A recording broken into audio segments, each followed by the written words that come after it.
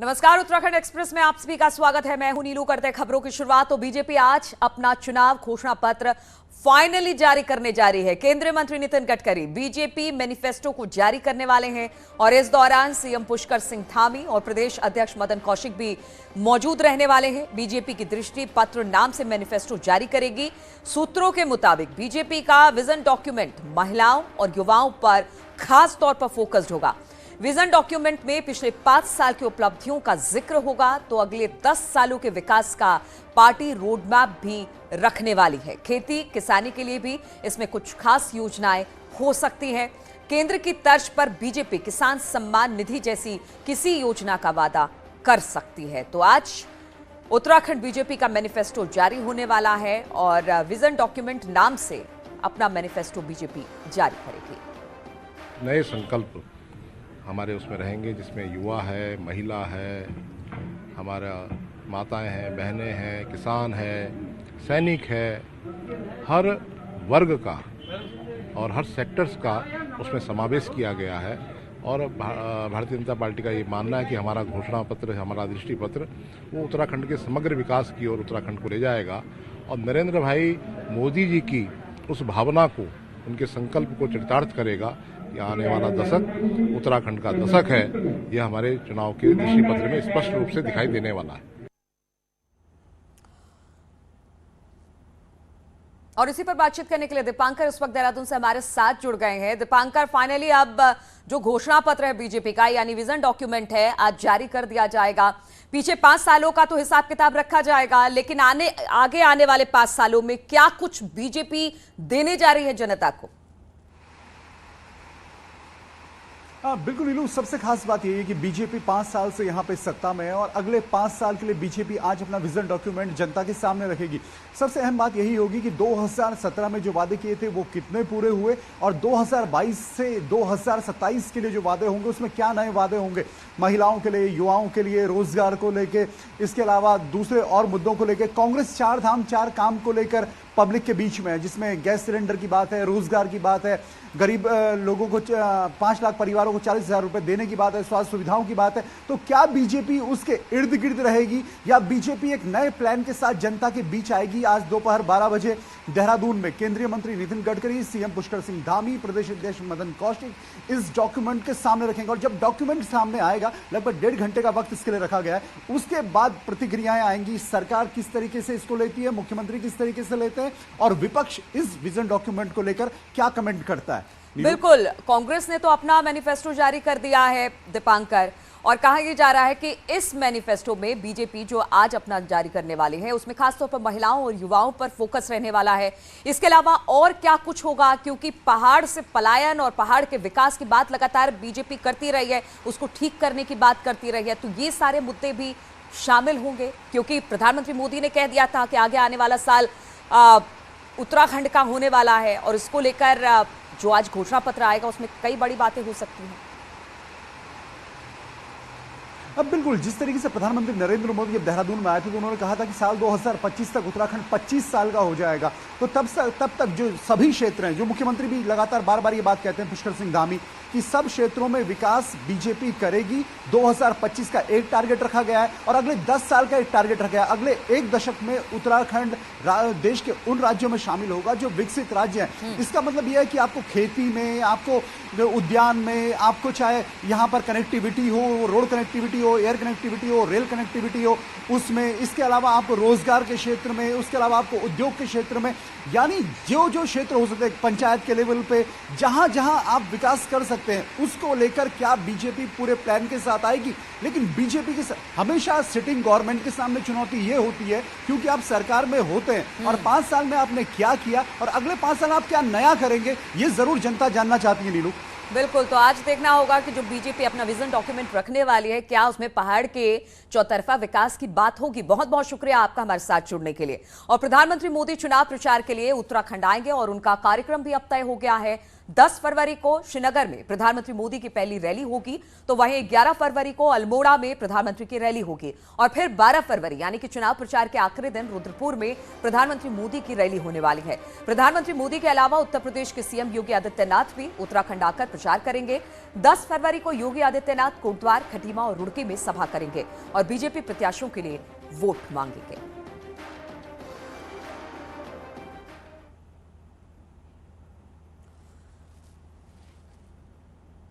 वहीं सीएम पुष्कर धामी आज अपनी विधानसभा में यानी कि खटीमा में अलग अलग क्षेत्रों में डोर टू डोर कैंपेन चलाएंगे।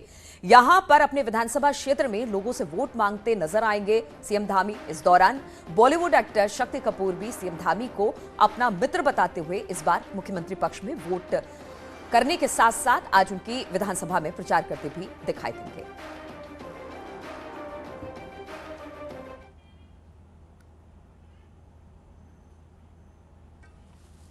और रक्षा मंत्री राजनाथ सिंह कल उत्तराखंड के दौरे पर रहे।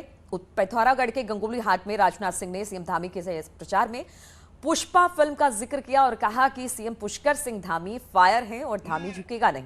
राजनाथ से सीएम धामी को लेकर कहा कि कांग्रेस के लोगों ने पुष्कर नाम समझकर उन्हें फ्लावर समझा, लेकिन पुष्कर धामी तो फ्लावर भी हैं और फायर भी हैं और ना वो झुकेंगे, आगे ही बढ़ते रहेंगे। पुष्पा और हमारे मुख्यमंत्री का नाम है पुष्कर, मगर यह पुष्कर सुनकर कांग्रेस के लोग समझते हैं कि यह पुष्कर तो फ्लावर है, फूल है। लेकिन मैं कांग्रेस के दोस्तों को बताना चाहता हूं, अपना पुष्कर फ्लावर भी है और अपना पुष्कर फायर भी है। यह कांग्रेस को समझना चाहिए। और हमारा पुष्कर धामी ऐसा है कि हमारा पुष्कर धामी न झुकेगा न किसी भी सूरत में रुकेगा। हमारा पुष्कर सदा आगे बढ़ता रहेगा। और कांग्रेस के राष्ट्रीय महासचिव रणदीप सुरजेवाला अल्मोड़ा के दौरे पर रहे और इस दौरान उन्होंने बीजेपी पर जोरदार हमला किया। उन्होंने कहा कि बेरोजगारी, महंगाई को खत्म करना है तो बीजेपी को हराना होगा। सुरजेवाला ने आरोप लगाया कि बीजेपी सरकार में बेरोजगारी और महंगाई अपने चरम पर है। वहीं उत्तराखंड सरकार पर खनन में लिप्त होने का आरोप भी सुरजेवाला ने लगाया। भाजपा की हार में ही जनता की जीत है। किसान को न्याय के लिए अगर न्याय दिलवाना है तो भारतीय जनता पार्टी को हराना है।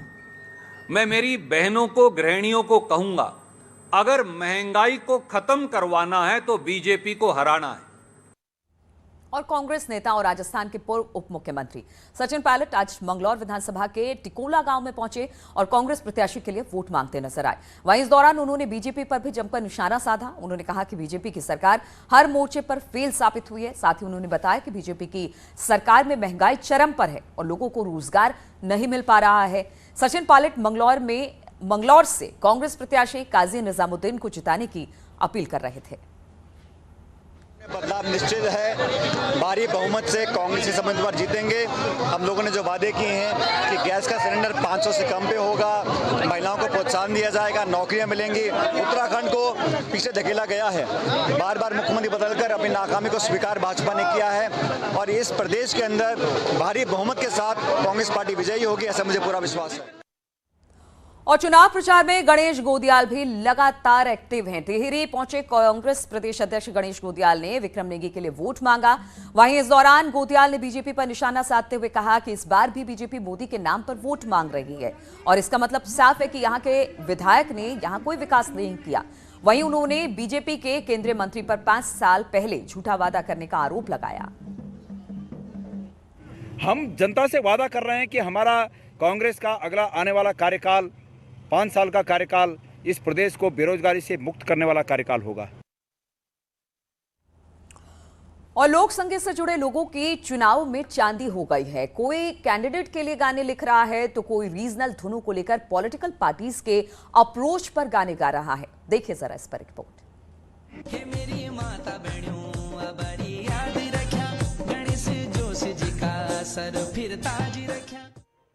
सोशल मीडिया हो या फिर door to door campaign, Uttarakhand में सभी जगह आपको गढ़वाली से लेकर कुमाऊनी लोक संगीत से जुड़े कलाकारों की ही आवाज सुनाई दे रही है।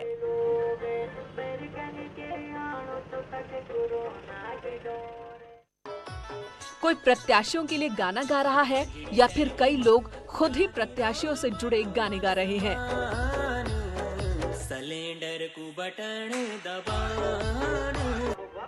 जिससे लोक संगीत से जुड़े लोगों को रोजगार भी मिल रहा है और अच्छी कमाई भी हो रही है। कलाकार एक प्रचार के गाने के लिए 20,000 तक चार्ज कर रहे हैं।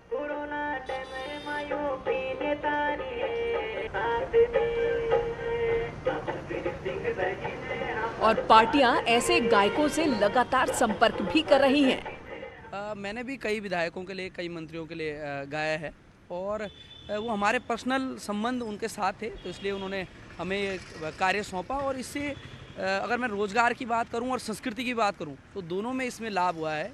ये चुनावी घमासान में आजकल हम काफी सारा अच्छा गीत बने और यो नवयुवकों का वास्ता एक मौका है आजकल अपनी प्रतिभा दिखानो और संभावना याची कि भविष्य में उत्तराखंड वास्ता भी हमारा नवयुवक भाई अच्छा गीत लिखला। दरअसल लोगों से कनेक्ट होने के लिए क्षेत्रीय भाषा एक अच्छा माध्यम है और ऐसे में प्रत्याशी भी नहीं चाहते कि वो इस मौके को भुनाने से चूके।